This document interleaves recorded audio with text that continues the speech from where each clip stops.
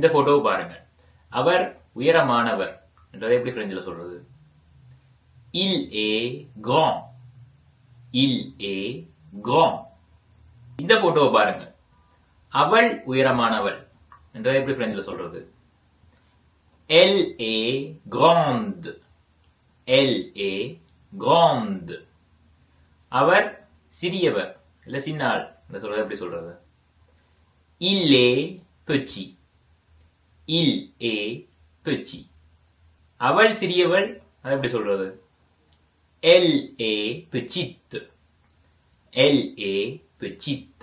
இந்த போட்டோவை பாருங்க. நடுவில் இருக்கிறார் ஒரு சராசரி உயரம். அப்ப அந்த ஒருவர் சராசரி உயரம் என்றதை எப்படி சொல்றது பிரெஞ்சில்? Il est de taille moyenne.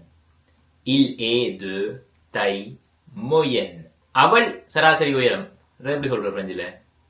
கமெண்ட்ஸ்ல சொல்லுங்க.